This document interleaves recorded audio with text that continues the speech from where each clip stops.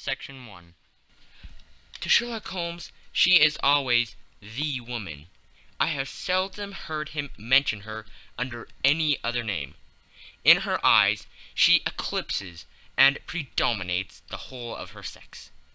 It was not that he felt any emotion akin to love for Irene Adler.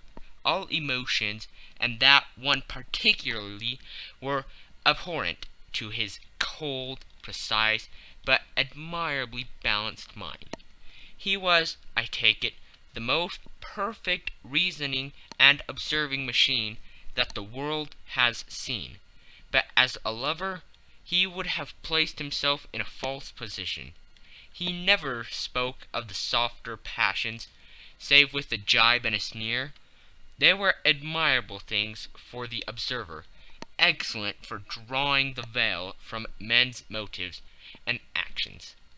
But for the trained reasoner to admit such intrusions into his own delicate and finely adjusted temperament was to introduce a distracting factor which might throw a doubt on all his mental results. Grit in a sensitive instrument, or a crack in one of his own high-powered lenses, would not be more disturbing than a strong emotion in a nature such as his. And yet there was but one woman to him, and that woman was the late Irene Adler, of dubious and questionable memory. I have seen little of Holmes lately. My marriage had drifted us away from each other.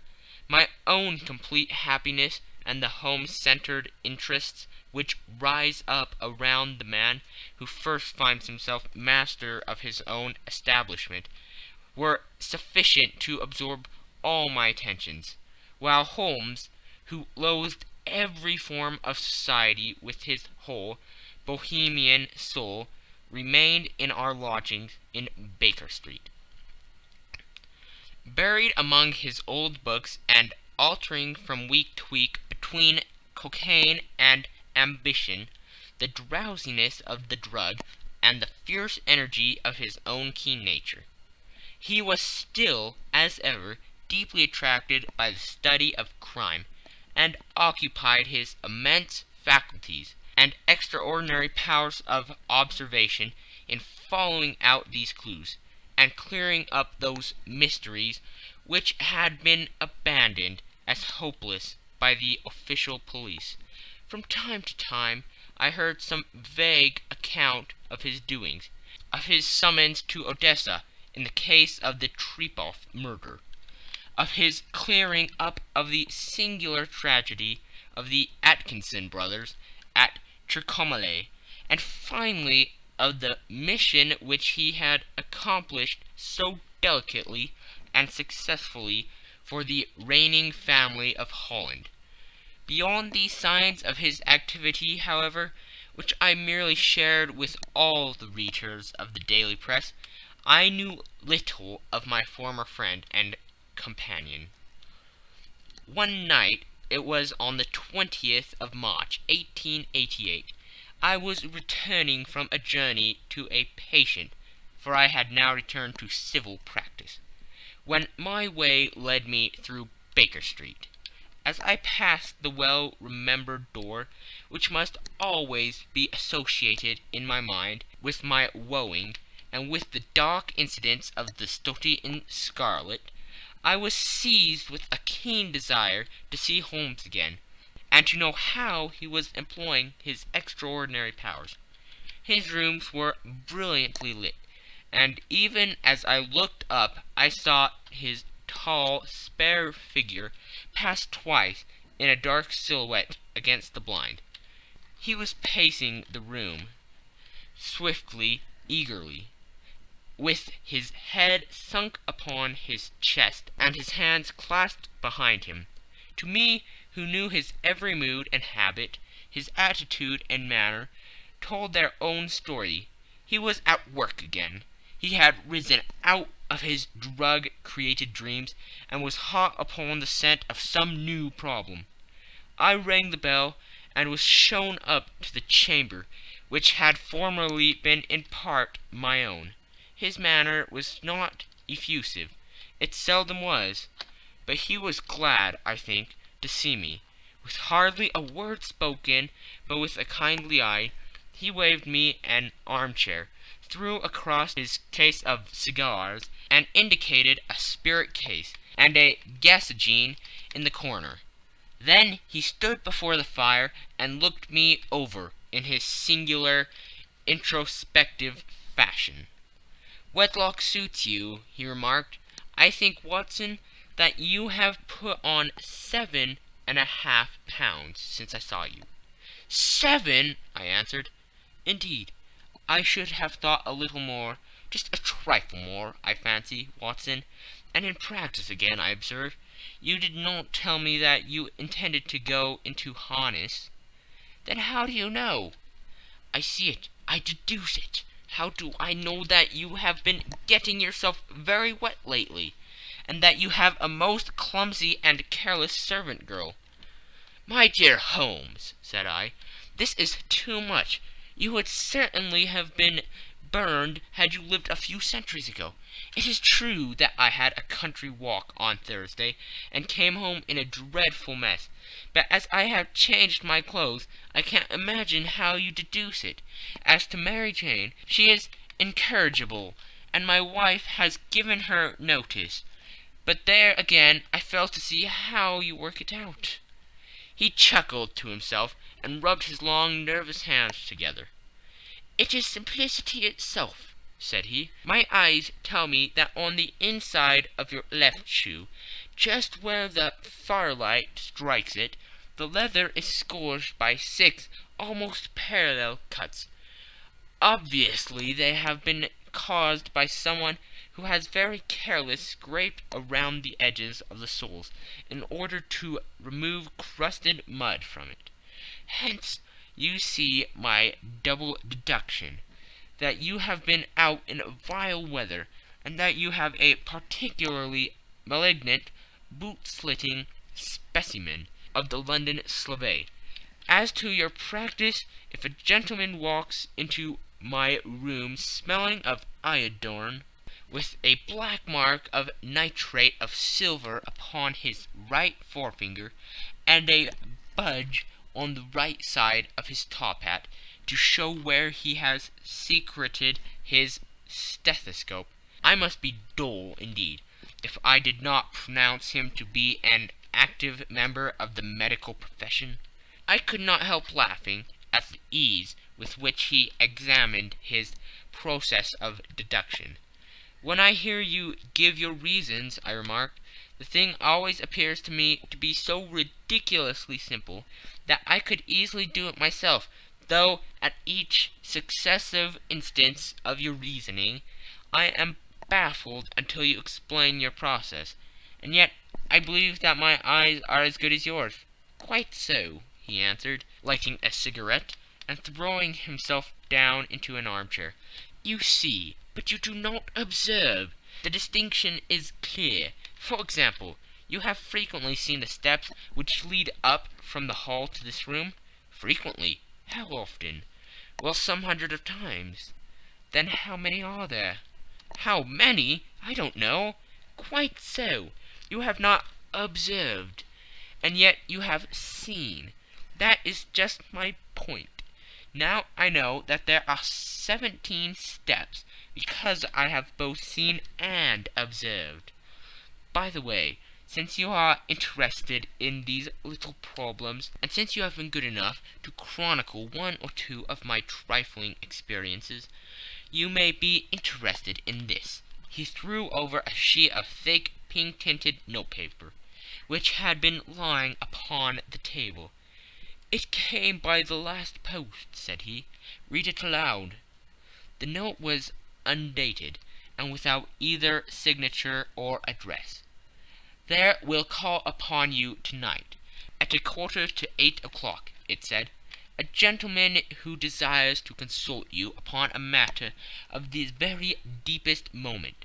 Your recent services to one of the royal houses of Europe have shown that you are one who may safely be trusted with matters which are of an importance which can hardly be exaggerated. This account of you will have from all quarters received, but in your chamber then at that hour, and do not take it amiss if your visitor wears a mask." "This is indeed a mystery," I remarked. "What do you imagine that it means?" "I have no data yet. It is a capital mistake to theorize before one has data. Insensibly one begins to twist facts to suit theories, instead of theories to suit facts. But the note itself, what do you deduce from it?" "I certainly examined the writing, and the paper upon which it was written." "The man who wrote it was presumably well-to-do," I remarked, endeavoring to imitate my companion's process. "Such paper could not be bought under half a crown a packet. It is peculiarly strong and stiff." "Peculiar, that is the very word," said Holmes. "It is not an English paper at all. Hold it up to the light."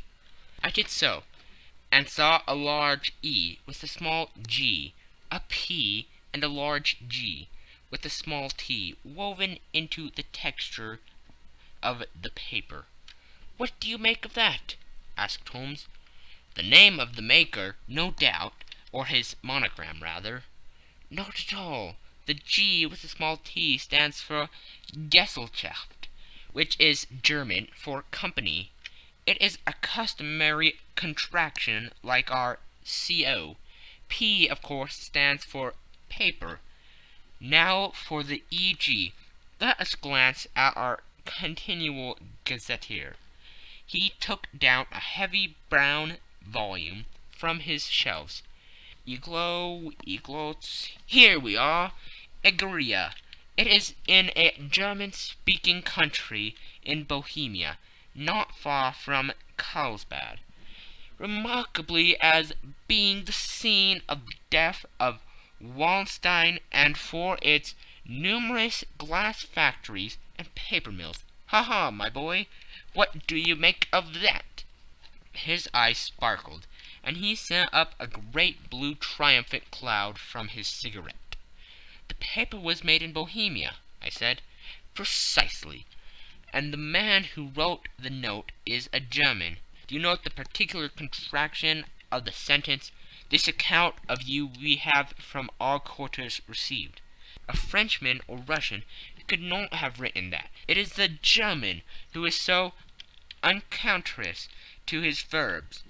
It only remains, therefore, to discover what is wanted by this German, who writes upon Bohemian paper and prefers wearing a mask to showing his face. And here he comes, if I am not mistaken, to resolve all our doubts." As he spoke, there was the sharp sound of horses' hoofs, and the grating wheels against the curb, followed by a sharp pull at the bell. Holmes whistled. "A pair by the sound," said he. "Yes," he continued, glancing out of the window, "a nice little Brogman, and a pair of beauties, 150 guineas apiece. There's money in this case, Watson, if there is nothing else. I think that I had better go, Holmes." "Not a bit, Doctor. Stay where you are. I am lost without my Boswell, and that promises to be interesting. It would be a pity to miss it. But your client, never mind him. I may want your help, and so may he. Here he comes. Sit down in that armchair, Doctor, and give us your best attention." A slow and heavy step, which had been heard upon the stairs and in the passage, paused immediately outside the door. Then there was a loud and authoritative tap. "Come in," said Holmes. A man entered who could hardly have been less than 6 feet 6 inches in height, with the chest and limbers of a Hercules.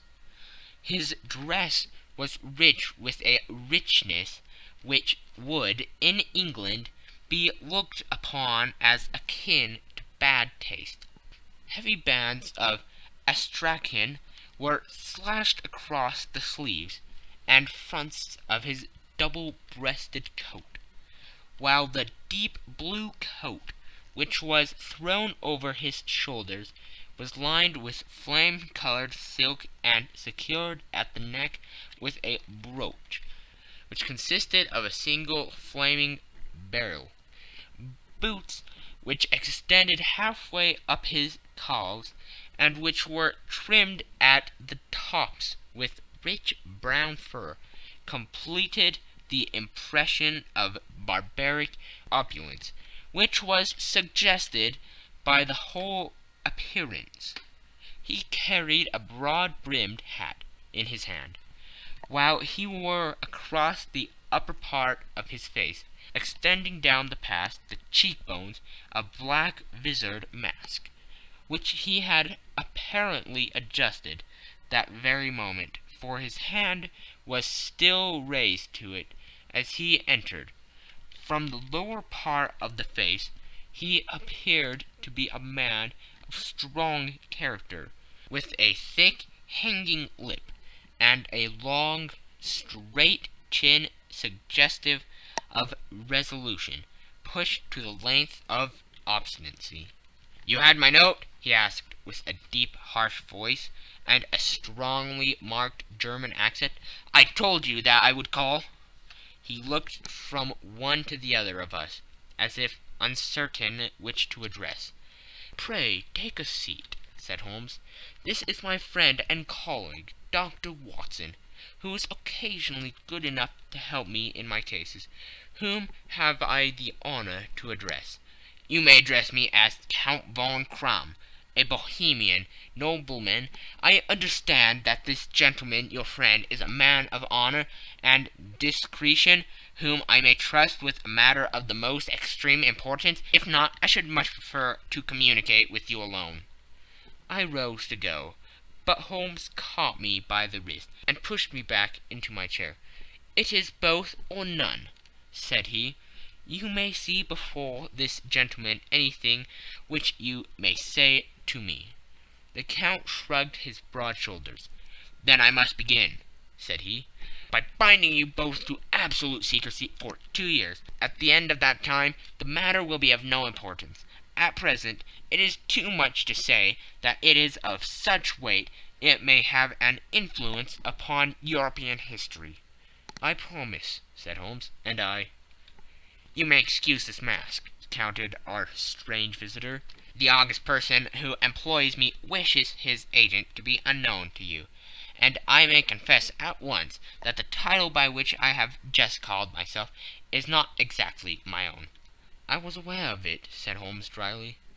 "The circumstances are of great delicacy, and every precaution has to be taken to quench what might grow to be an immense scandal, and seriously compromise one of the reigning families of Europe. To speak plainly, the matter implicates the great house of Austrian hereditary kings of Bohemia." "I was also aware of that," murmured Holmes, setting himself down in his armchair, closing his eyes.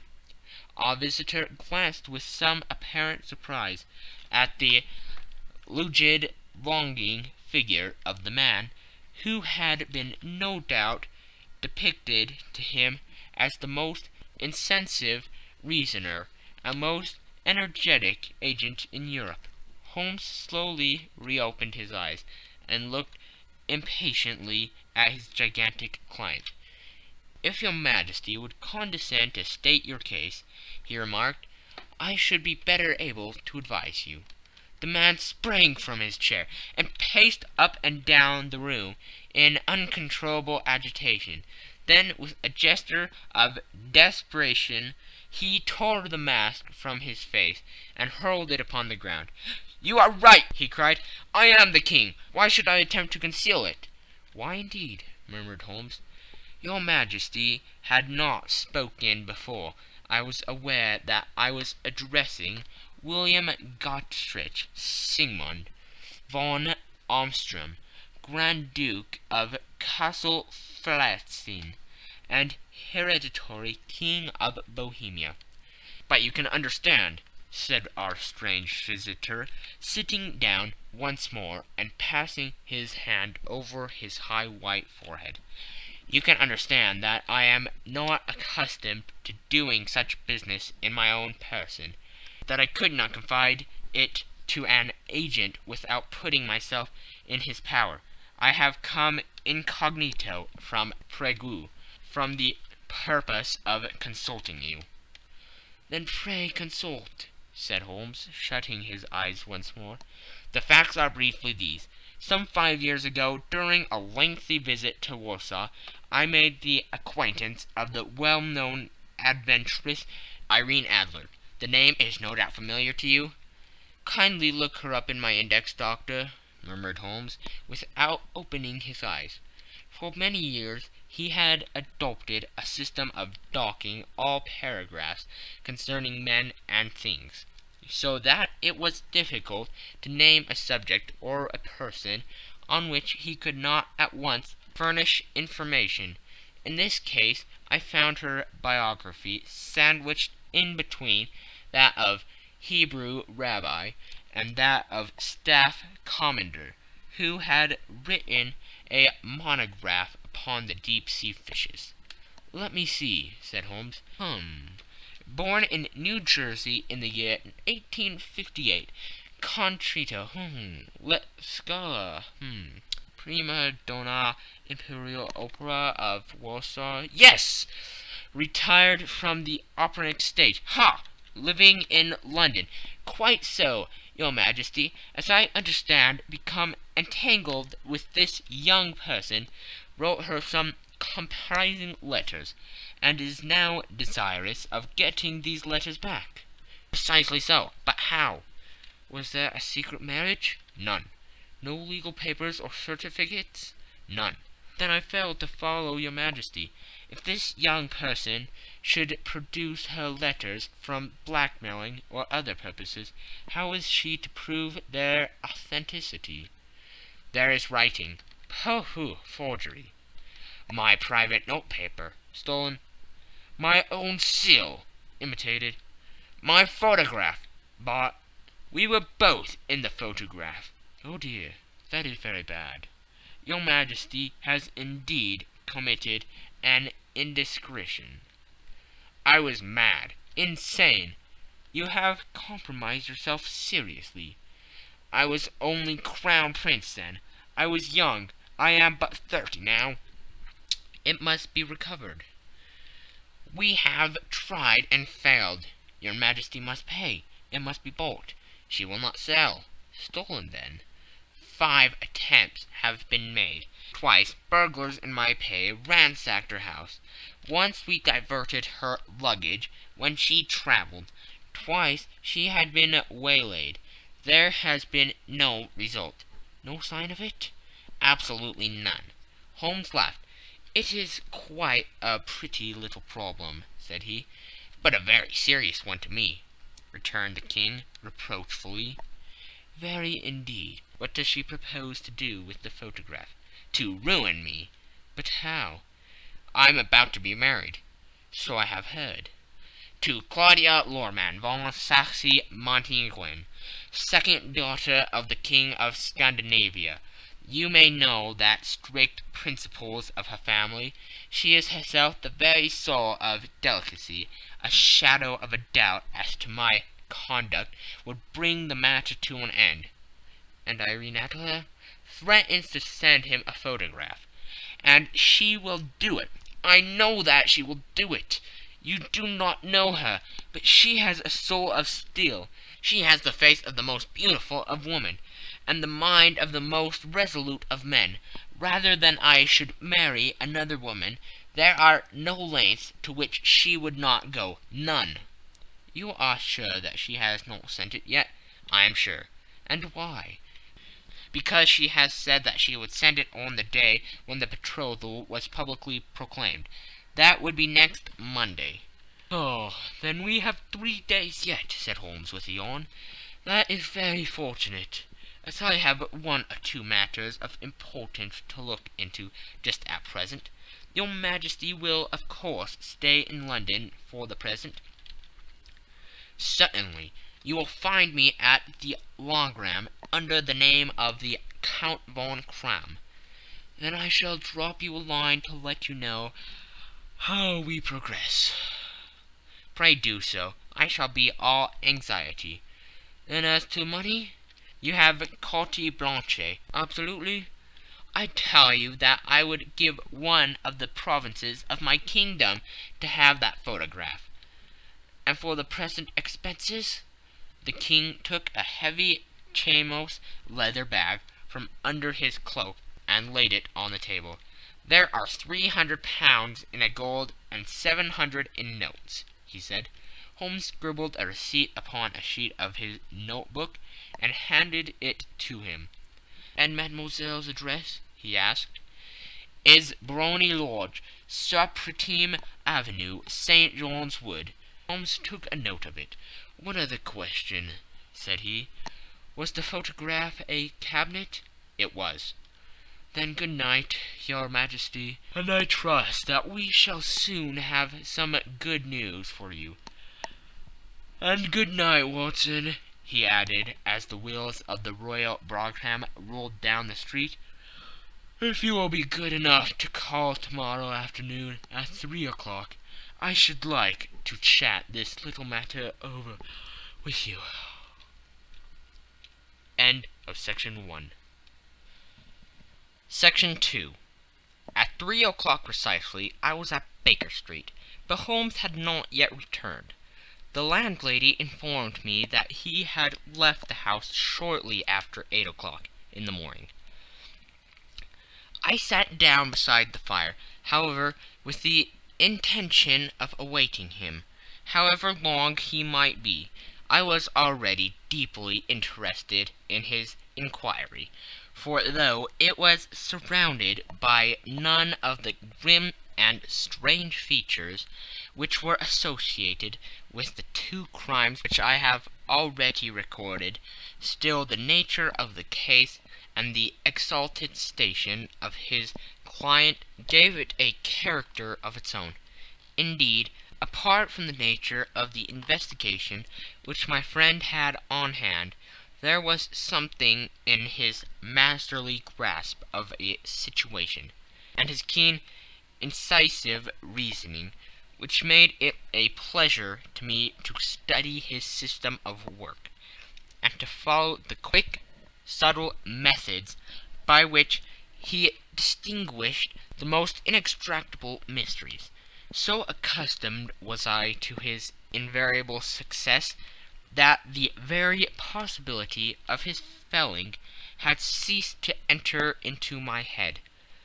It was close upon 4 before the door opened, and a drunken-looking groom, ill-kept and side-whiskered, with an inflamed face and disreputable clothes, walked into the room.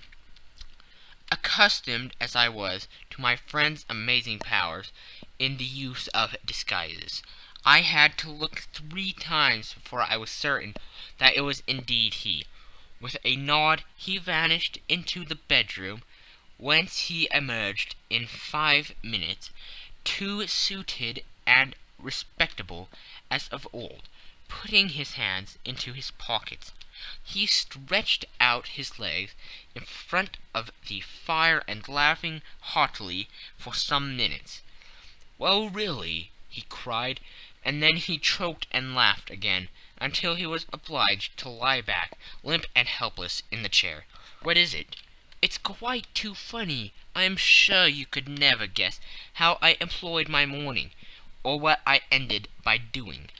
I can't imagine. I suppose that you have been watching the habits and perhaps the house of Miss Irene Adler?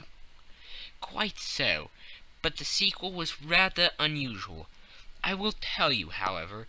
I left the house a little after 8 o'clock this morning, in the character of a groom, out of work.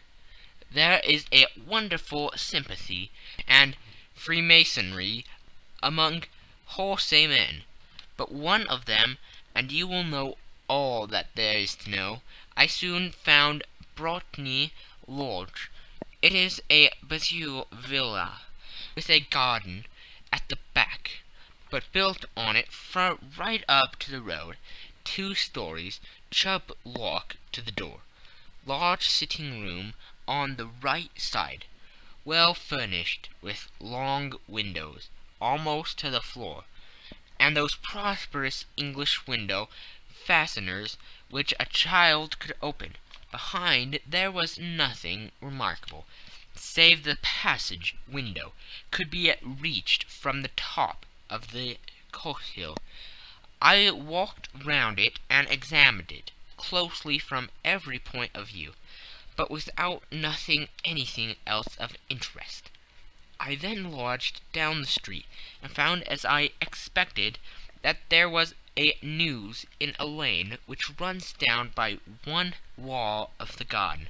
I lent the ostlers a hand in rubbing down their houses, and received in exchange 2 pence, a glass of half and half, 2 fills of shag tobacco, and as much information as I could desire about Miss Adler, to say nothing of half a dozen other people in the neighborhood, in whom I was not in the least interested, but whose biographies I was compelled to listen to.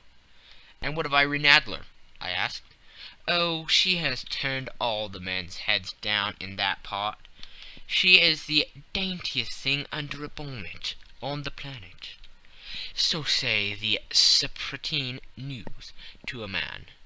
She lives quietly, sings at concerts, drives out at 5 every day, and returns at 7 sharp for dinner. Seldom goes out at other times, except when she sings. Has only 1 male visitor, but a good deal of him. He is dark, handsome, and dashing. Never calls less than once a day, and often twice. He is Mr. Godfrey Norton of the Inner Temple. See the advantages of a cabman as a confidant. They have driven him home a dozen of times from Serpentine Mews, and knew all about him. When I had listened to all they had to tell, I began to walk up and down near Briony Lodge once more, and to think over my plan of campaign. This Godfrey Norton was evidently an important factor in the matter. He was a lawyer. That sounded ominous. What was the relation between them, and what the object of his repeated visits? Was she his client, his friend, or his mistress? If the former, she had probably transferred the photograph to his keeping. If the latter, it was less likely, on the issue of this question deepened, whether I should continue my work at Briony Lodge, or turn my attention to the gentlemen's chambers in the Temple. It was a delicate point, and it wanted the field of my inquiry. I fear that I bore you with these details, but I have to let you see my little difficulties, if you are to understand the situation. "I am following you closely," I answered. I was still balancing the matter in my mind, when a hansom cab drove up to Briony Lodge, and a gentleman sprang out.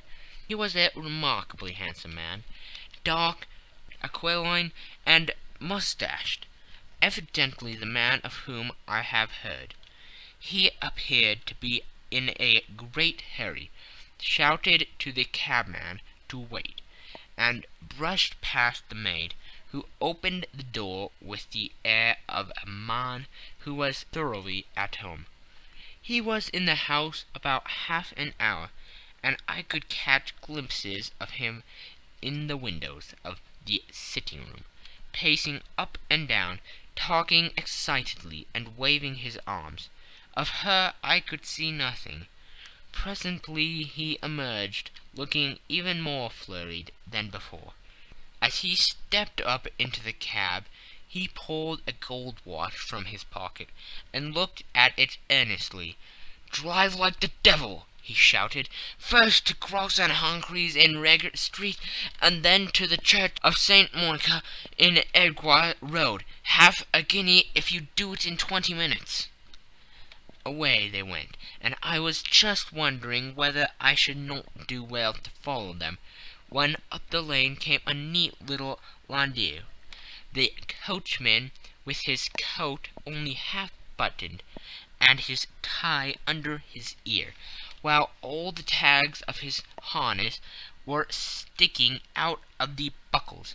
It hadn't pulled up before she shot out of the hall door and into it. I only caught a glimpse of her at the moment, but she was a lovely woman, with a face that a man might die for. "The Church of St. Monica, John," she cried, "and half a sovereign if you reach it in 20 minutes. This was quite too good to lose, Watson. I was just balancing whether I should run for it, or whether I should perch behind her landau, when a cab came through the street.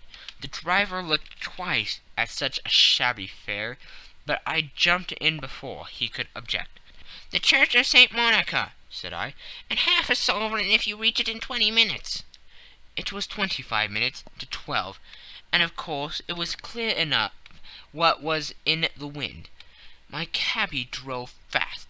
I don't think I ever drove faster, but the others were there before us, the cab and the landau, with their steaming horses, were in front of the door. When I arrived, I paid the man and hurried into the church. There was not a soul there, save the two whom I had followed, and a surpliced clergyman, who seemed to be expostulating with them. They were all three standing in a knot in front of the altar. I longed up the side aisle like any other idler who has dropped into a church. Suddenly, to my surprise, the three at the altar faced round to me, and Godfrey Norton came running as hard as he could toward me. "Hank," he cried, "you'll do. Come, come." "What then?" I asked. "Come, man, come, only 3 minutes, or it won't be legal." I was half dragged up to the altar, and before I knew where I was, I found myself mumbling responses which were whispered in my ear, and vouching for things of which I knew nothing, and generally assisting in the secure tying up of Irene Adler, spinster, to Godfrey Norton, bachelor. It was all done in an instant, and there was the gentleman thanking me on the one side and the lady on the other, while the clergyman beamed on me in front.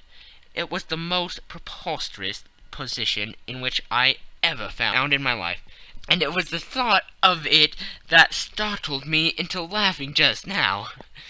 It seems that there had been some informality about their license, that the clergyman absolutely refused to marry them without a witness of some sort, and that my lucky appearance saved the bridegroom from having to sally out into the street in search of a best man. The bride gave me a sovereign, and I mean to wear it on my watch chain in memory of the occasion. "That is a very unexpected turn of affairs," said I. "And what then?" "Well, I found my plans very seriously menaced. It looked as if the pair might take an immediate departure, and so necessity very prompt and energetic measures on my part. At the church door, however, they separated, he driving back to the Temple, and she to her own house. "I shall drive out into the park at 5 as usual," she said, as she left him. I heard no more. They drove away in different directions, and I went off to make my own arrangements. "Which are?" "Some cold beef and a glass of beer," he answered, ringing the bell. "I have been too busy to think of food, and I am likely to be bustier still this evening. By the way, Doctor, I shall want your cooperation." "I shall be delighted." "You don't mind breaking the law?" Not in the least. No running a chance of arrest? Not in a good cause? Oh, the case is excellent. Then I am your man. I was sure that I might rely on you. But what do you wish?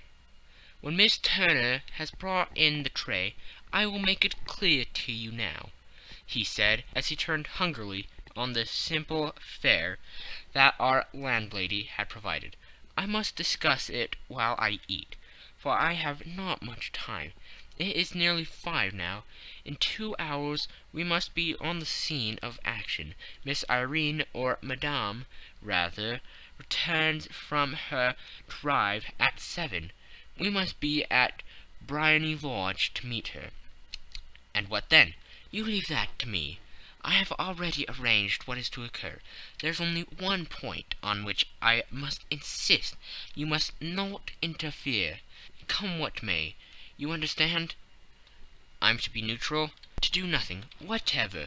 There will probably be some small unpleasantness. Do not join in it. It will end in my being conveyed into the house. 4 or 5 minutes afterwards, the sitting-room window will be open. You are to station yourself close to that open window. Yes, you are to watch me, for I have been visible to you.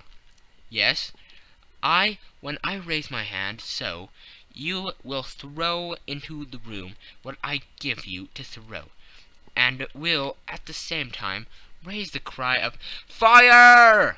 You quite follow me? Entirely.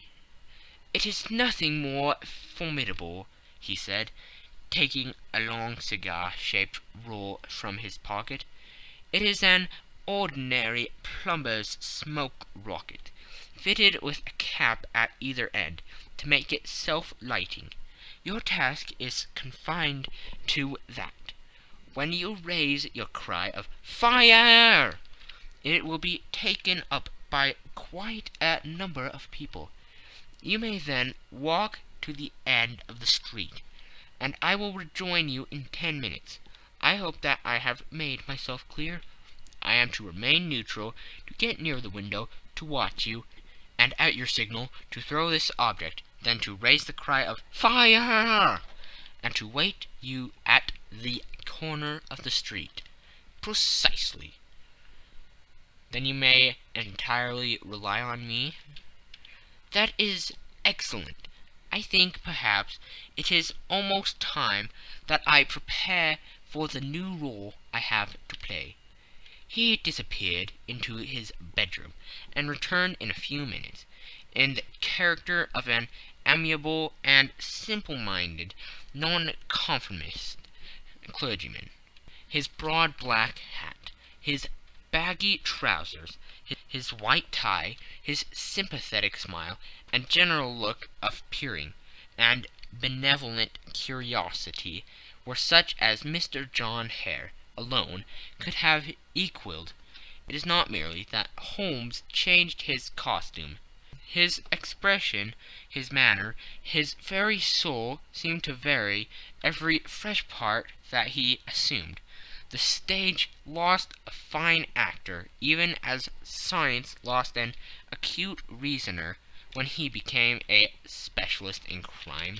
It was 6:15 when we left Baker Street, and it still wanted 10 minutes to the hour, when we found ourselves in Serpentine Avenue. It was already dusk, and the lamps were just being lighted as we paced up and down in front of Briony Lodge, waiting for the coming of its occupant. The house was just such as I had pictured it from Sherlock Holmes's succinct description, but the locale appeared to be less private than I expected. On the contrary, for a small street in a quiet neighborhood, it was remarkably animated. There was a group of shabbily dressed men smoking and laughing in a corner. A scissors grinder with his wheel, 2 guardsmen who were flirting with a nurse girl, and several well-dressed young men who were laughing up and down with cigars in their mouths. "You see," remarked Holmes, as we passed to and fro in front of the house, "this marriage rather simplifies matters. The photograph becomes a double-edged weapon now.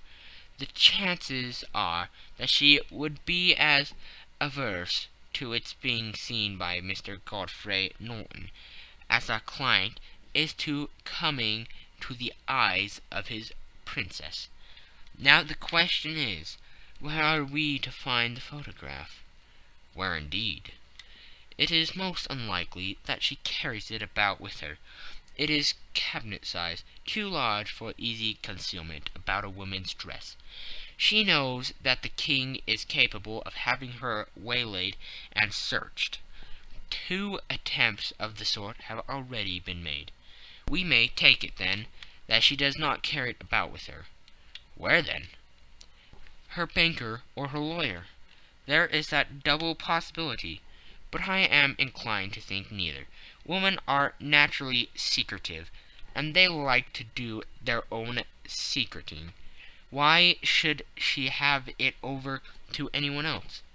She could trust her own guardsmanship, but she could not tell what indirect or political influence might be brought to bear upon a businessman. Besides, remember that she had resolved to use it within a few days. It must be where she can lay her hands upon it. It must be in her own house." "But it has twice been burgled." "Pshaw! They did not know how to look." "But how will you look?" "I will not look." "What then?" "I will get her to show me." "But she will refuse." "She will not be able to. But I hear the rumble of wheels. It is her carriage. Now carry out my orders to the letter." As he spoke, the gleam of the side-lights of a carriage came round the curve of the avenue. It was a smart little landau, which rattled up to the door of Brimy Lodge. As it pulled up, one of the loafing men at the corner dashed forward to open the door, in the hope of earning a copper, but was elbowed away by another loafer, who had rushed up with the same intention. A fierce quarrel broke out, which was increased by the 2 guardsmen, who took sides with one of the longers, and by the scissors grinder, who was equally hot upon the other side.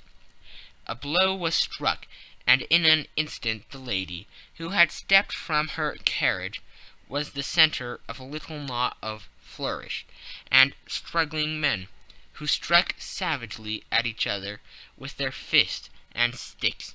Holmes dashed into the crowd to protect the lady, but just as he reached her he gave a cry and dropped to the ground, with the blood running freely down his face.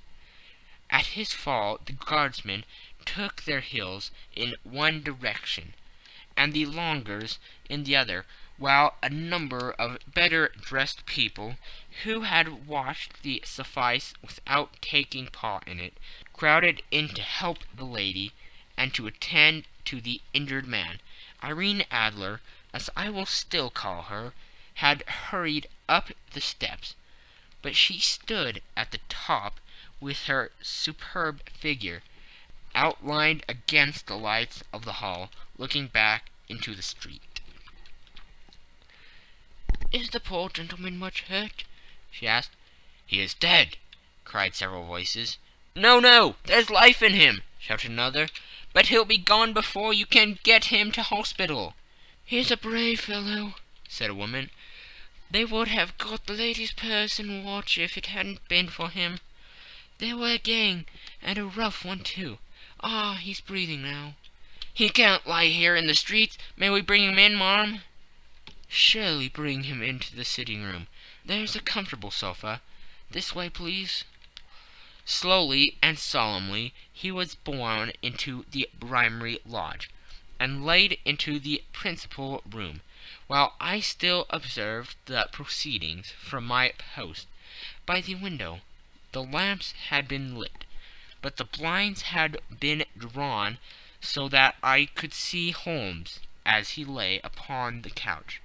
I do not know whether he was seized with compunction at that moment for the part he was playing, but I know that I never felt more heartily ashamed of myself in my life than when I saw the beautiful creature against whom I was conspiring, or the grace and kindliness with which she waited upon the injured man. And yet it would be the blackest treachery to Holmes to draw back now from the part which he had entrusted to me. I hardened my heart, and took the smoked rocket from under my ulster. After all, I thought, we are not injuring her. We are but preventing her from injuring another. Holmes had sat up upon the couch, and I saw him mention like a man who is in need of air. A maid rushed across the threshold, opened the window. At the same instant I saw him raise his hand, and at the signal I tossed my rocket into the room, with a cry of "Fire!" The word was no sooner out of my mouth than the whole crowd of spectators, well dressed and ill, gentlemen, ulsters, and servant-maids, joined in the general shriek of "Fire!" Thick clouds of smoke curled through the room, and out those open windows. I caught a glimpse of rushing fingers, and a moment later the voice of Holmes from within, assuring them that it was a false alarm. Slipping through the shouting crowd, I made my way to the corner of the street, and in 10 minutes was rejoiced to find my friend's arm in mine, and to get away from the scene of uproar. He walked swiftly and in silence for some few minutes until we had turned down on one of the quiet streets which led towards the Edgware Road. "You did it very nicely, Doctor," he remarked. "Nothing could have been better. It is all right." "You have the photograph?" "I know where it is." "And how did you find out?" "She showed me, as I told you she would." "I am still in the dark." "I do wish to make a mystery," said he, laughing. "The matter was perfectly simple. You are, of course, saw that everyone in the street was an accomplice. They were all engaged for the evening." "I guessed as much." "Then, when the row broke out, I had a little moist red paint in the palm of my hand. I rushed forward, fell down, clapped my hand to my face, and became a piteous spectacle. It is an old trick." "That also I could fathom." "Then they carried me in. She was bound to have me in. What else could she do? And into her sitting-room, which was the very room which I suspected. It lay between that and her bedroom, and I was determined to see which. They laid me on a couch. I motioned for air. They were compelled to open the window, and you had your chance." "How did that help you?" "It was all important. When a woman thinks that her house is on fire, her instinct is at once to rush to the thing which she values most. It is a perfectly overpowering impulse, and I have more than once taken advantage of it. In the case of the Darlington substitution scandal, it was of use to me, and also in the Arnsworth Castle business. A married woman grabs at her baby, an unmarried one reaches for her jewelry box. Now it was clear to me that Our Lady of today had nothing in the house more precious to her than what we are in quest of. She would rush to secure it. The alarm of the fire was admirably done. The smoke and shouting were enough to shake nerves of steel. She responded beautifully. The photograph is in a recuse behind a sliding panel, just above the right bell pull. She was there in an instant, and I caught a glimpse of it as she half drew it out. When I cried out that it was a false alarm, She replaced it, glancing at the rocket, rushed from the room, and I have not seen her since. I rose, and making my excuses, escaped from the house. I hesitated whether to attempt to secure the photograph at once, but the coachman had come in, and as he was watching me narrowly, it seemed safer to wait. A little over precipitance may ruin all. "And now?" I asked. "Our quest is practically finished. I shall call with the king tomorrow, and with you, if you care to come with us. We will be showed into the sitting-room to wait for the lady. But it is probable that when she comes she may find neither us nor the photograph. It might be a satisfaction to his Majesty to regain it with his own hands." "And when will you call?" "At 8 in the morning. She will not be up, so that we shall have a clear field. Besides, we must be prompt, for this marriage may mean a complete change in her life and habits. I must wire to the king without delay." We had reached Baker Street, and had stopped at the door. He was searching his pockets for the key, when someone passing said, "Good night, Mr. Sherlock Holmes." There were several people on the pavement at the time, but the greeting appeared to come from a slim youth in an ulster who had hurried by. "I've heard that voice before," said Holmes, starting down the dimly lit street. "Now I wonder who the deuce that could have been." End of Section 2. Section 3. I slept at Baker Street that night, and we were engaged upon our toast and coffee in the morning, when the King of Bohemia rushed into the room. "You have really got it?" he cried, grasping Sherlock Holmes by either shoulder, or looking eagerly into his face. "Not yet." "But you have hopes?" "I have hopes." "Then come. I am all impatience to be gone." "We must have a cab." "No, my brougham is waiting." "Then that will simplify matters." We descended, and started off at once more for Bombay Lodge. "Irene Adler is married," remarked Holmes. "Married? When?" "Yesterday." "But to whom?" "To an English lawyer named Norton." "But she could not love him." "I am in hopes that she does." "And why in hopes?" "Because it would spare your Majesty all fear of future annoyance. If the lady loves her husband, she does not love your Majesty. If she does not love your Majesty, then there is no reason why she should interfere with your Majesty's plan." "It is true, and yet, well, I wish she had been of my own station. What a queen she would have made." He relapsed into a mood silence, which was not broken until we drew up in Serpentine Avenue.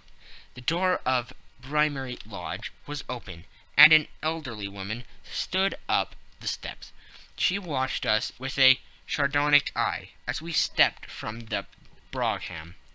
"Mr. Sherlock Holmes, I believe," said she. "I am Mr. Holmes," answered my companion, looking at her with a questioning and rather startled gaze.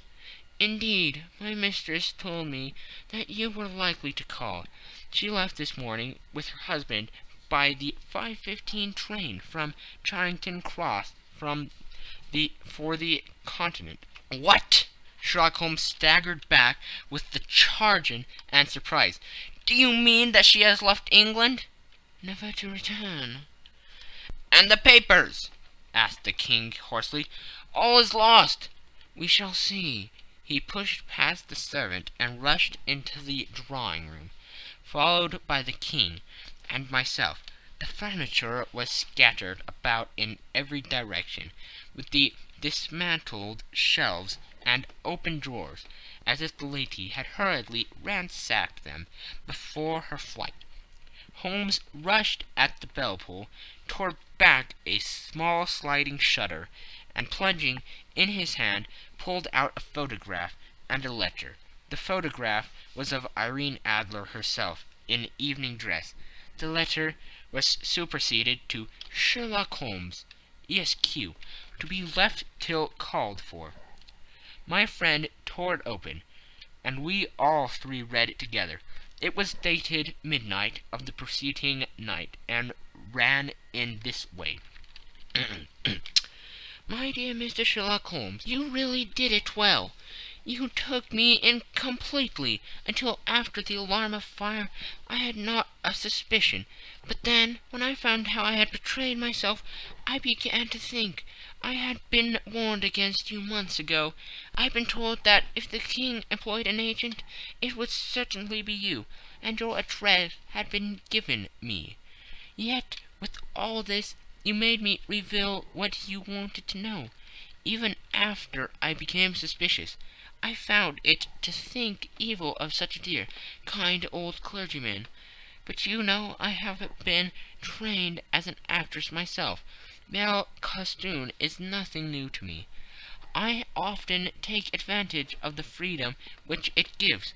I sent John the coachman to watch you, ran upstairs, got into my walking clothes, as I call them, and came down just as you departed.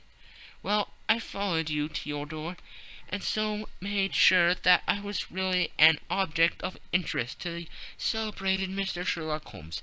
Then I rather imprudently wished you good night, and started for the Temple to see my husband. We thought the best resource was flight, when we pursued by so formidable an antagonist. So you will find the nest empty when you call tomorrow. As to the photograph, your client may rest in peace. I love and am loved by a better man than he. The king may do what he will without hindrance from one who he has cruelly wronged. I can keep it only to safeguard myself, and to preserve a weapon which will always secure me from any steps which he might take in the future. I leave a photograph which he might care to possess, and I remain, dear Mr. Sherlock Holmes, very truly yours, Irene Norton, née Adler. "What a woman! Oh, what a woman!" cried the King of Bohemia, when we had all three read this epistle. "Did I not tell you how quick and resolute she was? Would she not have made an admirable queen? Is it not a pity that she was not on my level?"